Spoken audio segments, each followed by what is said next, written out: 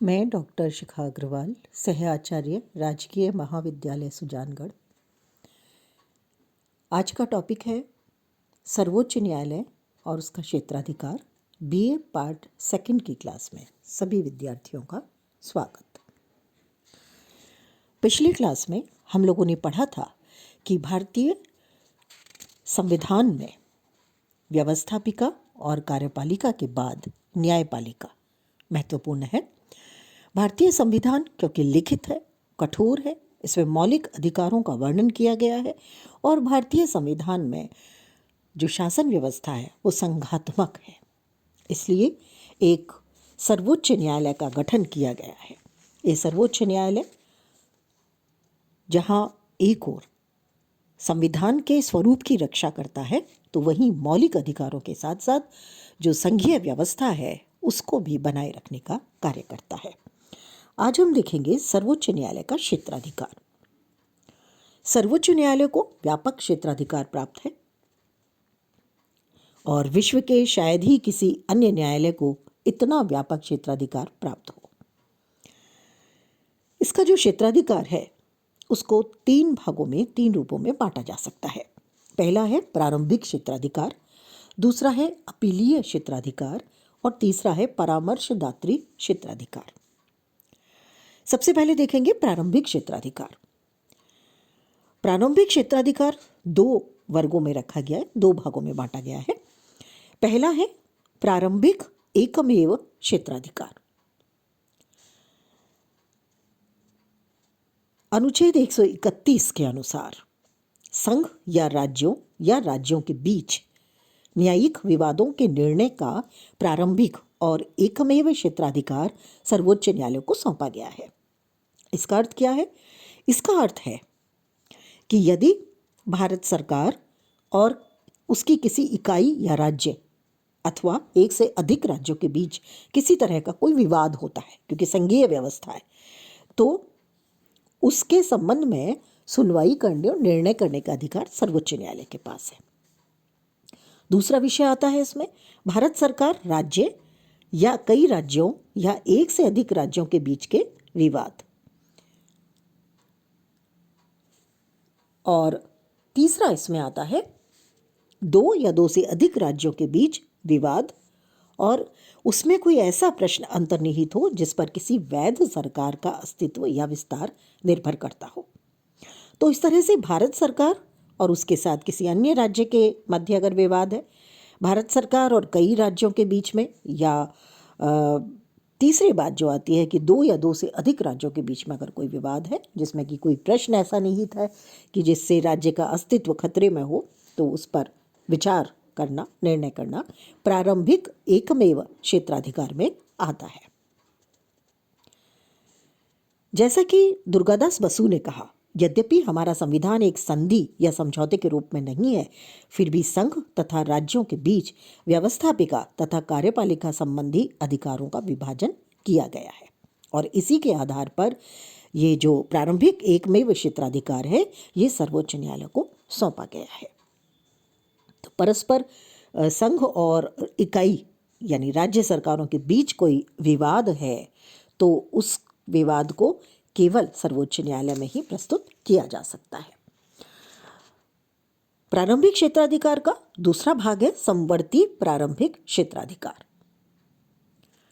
संविधान ने जो मौलिक अधिकार दिए हैं उसे लागू करने के संबंध में सर्वोच्च न्यायालय के साथ साथ उच्च न्यायालय को भी अधिकार दिया गया है। संविधान का अनुच्छेद 32(1) विशेष रूप से सर्वोच्च न्यायालय को इस बात के लिए उत्तरदायी ठहराता है कि वह मौलिक अधिकारों को लागू करने के लिए समुचित कार्यवाही करे। इस तरह से मौलिक अधिकारों को लागू कराने के लिए सर्वोच्च न्यायालय या उच्च न्यायालय आवश्यक कार्यवाही कर सकते हैं। दूसरा क्षेत्राधिकार आता है अपीलीय क्षेत्राधिकार। अपीलीय क्षेत्राधिकार का अर्थ है कि उच्च न्यायालय के विरुद्ध निर्णय सुनने का अधिकार सर्वोच्च न्यायालय को है। अपीलीय क्षेत्राधिकार को चार भागों में बांटा गया है। पहला है संवैधानिक, दूसरा है दीवानी, तीसरा है फौजदारी और चौथा है विशिष्ट। सबसे पहले देखेंगे संवैधानिक अपीलीय क्षेत्राधिकार। अनुच्छेद 132 के अनुसार यदि उच्च न्यायालय ये प्रमाणित कर दे कि विवाद में संविधान की व्याख्या से संबंधित कानून का कोई प्रश्न है, तो उच्च न्यायालय के निर्णय की अपील सर्वोच्च न्यायालय में की जाएगी। यदि राज्य के उच्च न्यायालय ने ऐसा प्रमाण पत्र देना अस्वीकार कर दिया है, तो सर्वोच्च न्यायालय को यह अधिकार है कि वो ऐसी अपील की अनुमति प्रदान करे, यदि सर्वोच्च न्यायालय को यह विश्वास हो जाए कि उस विषय में संविधान की व्याख्या का कोई महत्वपूर्ण प्रश्न निहित है। दूसरा आता है दीवानी। इस संबंध में जो मूल संविधान में व्यवस्था थी, उसे 1972 में हुए संविधान के 30वें संशोधन द्वारा परिवर्तित किया गया।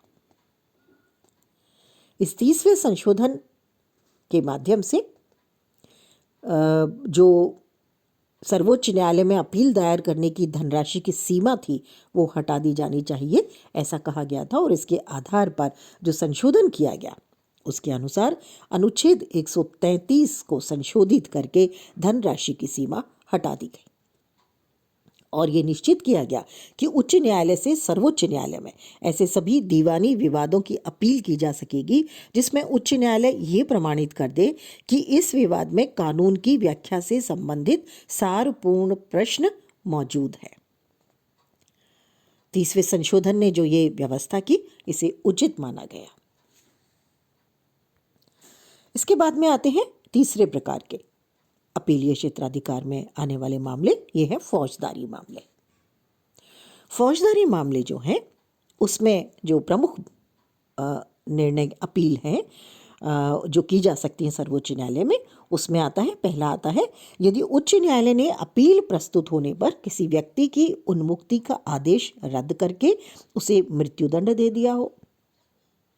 दूसरा आता है, उच्च न्यायालय ने अधीनस्थ न्यायालय से जो अभियोग है उसको अपने पास मंगवा कर अभियुक्त को प्राणदंड दिया हो। और तीसरा आता है, अगर उच्च न्यायालय ये प्रमाणित कर दे कि विवाद सर्वोच्च न्यायालय द्वारा विचार के योग्य है, तो सर्वोच्च न्यायालय में अपील की जा सकती है। और चौथा अपीलीय क्षेत्राधिकार है विशिष्ट। अनुच्छेद 132 से 34 में उच्च न्यायालय के निर्णय के विरुद्ध सर्वोच्च न्यायालय में अपील की व्यवस्था है। फिर भी कुछ मामले ऐसे हैं जो इस श्रेणी में नहीं आते और ऐसे में सर्वोच्च न्यायालय का हस्तक्षेप आवश्यक होता है। अनुच्छेद 136 द्वारा असाधारण कानून से भिन्न अपील संबंधी विशिष्ट अधिकार सर्वोच्च न्यायालय को दिया गया है। इस अनुच्छेद के अनुसार इस अध्याय के किसी भी उपबंध के होते हुए भी सर्वोच्च न्यायालय भारत के राज्य क्षेत्र के अंतर्गत किसी भी न्यायालय अथवा न्यायाधिकरण द्वारा दिए गए किसी भी निर्णय, आज्ञति, निर्धारण, दंड या आदेश करने की अनुमति प्रदान कर सकता है। इसमें एक अपवाद भी है कि सैनिक न्यायालय के निर्णय के विरुद्ध सर्वोच्च न्यायालय में अपील नहीं की जा सकती। सर्वोच्च न्यायालय को जो ये विशिष्ट अपीलीय शक्ति दी गई है, इसका प्रयोग केवल असाधारण समय में या असाधारण परिस्थिति में ही किया जा सकता है। सर्वोच्च न्यायालय को राष्ट्रपति, उपराष्ट्रपति, लोकसभा अध्यक्ष, प्रधानमंत्री सहित भारतीय संघ के सभी पदाधिकारियों के चुनाव संबंधी विवादों पर निर्णय देने का अधिकार भी है। इसी तरह से विशेष अदालतों की व्यवस्था भी है और विशेष अदालतों से सर्वोच्च न्यायालय में सीधे अपील की व्यवस्था भी है। जैसा कि 13 जुलाई 1984 को आतंकवादी क्षेत्र अध्यादेश जारी कर केंद्र सरकार को अधिकार दिया कि वह देश जम्मू कश्मीर के अतिरिक्त भारतीय संघ के समस्त राज्य तात्कालिक समय में कि किसी भी भाग को आतंकवादी प्रभावित क्षेत्र घोषित कर आतंकवादियों पर मुकदमा चलाने के लिए विशेष अदालत स्थापित कर सकती है। इन फैसलों के विरुद्ध अपील सीधे सर्वोच्च न्यायालय में की जा सकेगी। अपीलीय क्षेत्राधिकार की दृष्टि से अगर हम देखें तो भारत का सर्वोच्च न्यायालय विश्व में सबसे अधिक शक्तिशाली न्यायालय है। अब आते हैं तीसरे क्षेत्राधिकार पर, और वो है परामर्शी क्षेत्राधिकार। संविधान ने सर्वोच्च न्यायालय को परामर्श संबंधी अधिकार दिए हैं। अनुच्छेद 143 के अनुसार यदि राष्ट्रपति को ऐसा प्रतीत हो कि विधि या तथ्य का कोई ऐसा प्रश्न उत्पन्न हुआ है जो सार्वजनिक महत्व का है, तो वो उस प्रश्न पर सर्वोच्च न्यायालय से परामर्श मांग सकते हैं। इस न्यायालय पर संवैधानिक दृष्टि से हालांकि बाध्यता नहीं है कि वो परामर्श देना ही पड़ेगा, लेकिन इसके बावजूद भी सामान्य तौर पर परामर्श दिया जाता है। अनुच्छेद 143 का खंड 2 राष्ट्रपति को अधिकार देता है कि वह संविधान के लागू होने के पूर्व किसी संधि, समझौते आदि के संबंध में उठे विवादों को उस न्यायालय के पास उसकी संपत्ति जानने के लिए भेज सकते हैं। इसके अंतर्गत प्रमुख रूप से 1947 और 1950 के बीच हुए भारत सरकार और देशी रियासतों के समझौते आते हैं।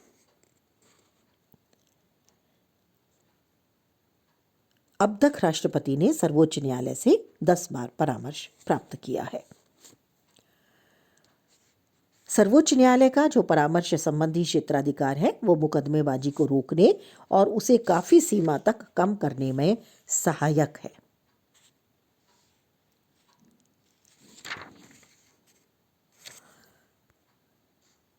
क्षेत्राधिकार जो है सर्वोच्च न्यायालय का, उसमें निरंतर वृद्धि हो रही है, क्योंकि जनहित, अभियोग और न्यायिक सक्रियता की धारणा जब से आई है तब से सर्वोच्च न्यायालय और न्यायपालिका का क्षेत्राधिकार लगातार बढ़ रहा है। इसी के साथ कुछ ऐसे मामले हैं जिनकी जांच का आदेश सर्वोच्च न्यायालय देते हैं, तो ये अंतर्निहित और असाधारण क्षेत्राधिकार की धारणा में आते हैं। सर्वोच्च न्यायालय के जो ये हमने क्षेत्राधिकार देखे, इसके अतिरिक्त कुछ अन्य कार्य भी हैं, जिसमें आता है अभिलेख न्यायालय संबंधित कार्य। अनुच्छेद 129 के अनुसार अभिलेख न्यायालय के रूप में जो कार्य करते हैं उसमें 2 बातें आती हैं। पहला, इस न्यायालय के अभिलेख सब जगह साक्षी के रूप में स्वीकार किए जाते हैं और उन्हें किसी भी न्यायालय में प्रस्तुत किए जाने पर उनकी प्रामाणिकता के विषय में किसी प्रकार का संदेह नहीं किया जाता या नहीं किया जा सकता। दूसरा आता है, इस न्यायालय के द्वारा न्यायालय अवमानना का दंड दिया जा सकता है। इस स्थिति में संविधान में सर्वोच्च न्यायालय को अवमानना करने वालों को दंड देने की विशिष्ट शक्ति प्रदान की है। जैसा कि अंबेडकर ने कहा था, अभिलेख न्यायालय वह न्यायालय होता है जिसके अभिलेखों का साक्ष्य की दृष्टि से मूल्य हो और जब उन्हें किसी न्यायालय में प्रस्तुत किया जाए तो उस पर किसी प्रकार का संदेह या ऐतराज न किया जा सके। सच तो यह है कि अवमानना के लिए दंड दे सकने की शक्ति इस स्थिति का आवश्यक परिणाम है।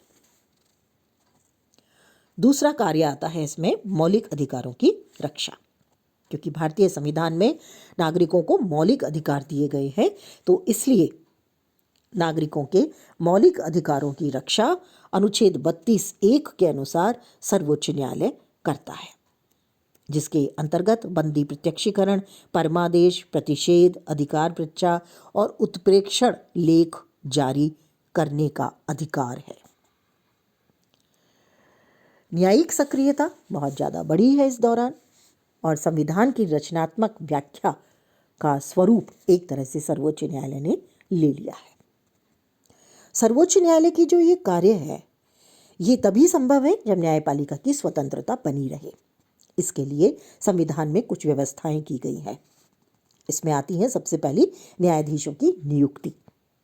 न्यायाधीशों की नियुक्ति का कार्य राष्ट्रपति को सौंपा गया है। राष्ट्रपति मुख्य न्यायाधीश और अन्य न्यायाधीशों से परामर्श लेकर न्यायाधीशों की नियुक्ति करते हैं। कार्यकाल और सुरक्षा कार्यकाल की ये भी एक महत्वपूर्ण बात है, जिसमें सर्वोच्च न्यायालय के न्यायाधीश को लंबी कार्यावधि यानी 65 वर्ष की आयु तक अपने पद पर आसीन किया गया है और अगर उन्हें हटाना भी है तो उसकी प्रक्रिया बहुत कठोर है।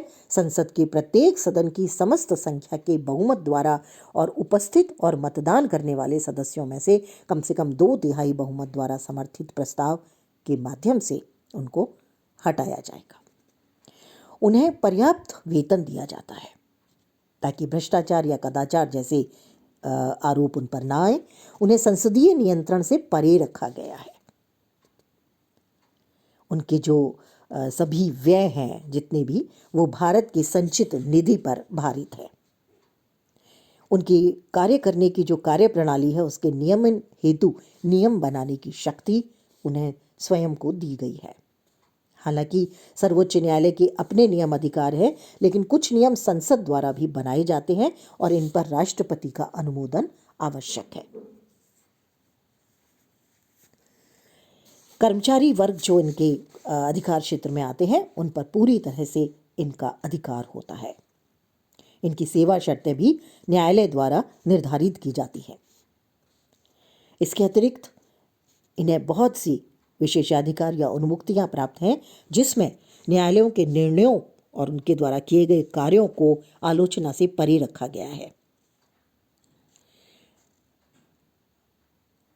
संसद में भी न्यायाधीशों के किसी भी कार्य पर जो कि निर्णय देते समय किया गया है उस पर विचार विमर्श नहीं किया जा सकता।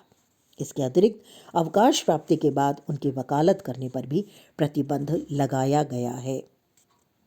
लेकिन विशेष प्रकार के कार्य संपादन के लिए संविधान इनकी नियुक्ति की अनुमति देता है, जैसे जांच पड़ताल करना है, अन्वेषण करना है किसी प्रकार का, तो इसके लिए उन्हें अनुमति दी गई है। तो इस तरह से जो सर्वोच्च न्यायालय है वो बेहद शक्तिशाली न्यायालय है और मौलिक अधिकारों की रक्षा करते हुए भारतीय संविधान की रक्षा का कार्य भी वो करता है। अगली क्लास में हम आगे पढ़ेंगे।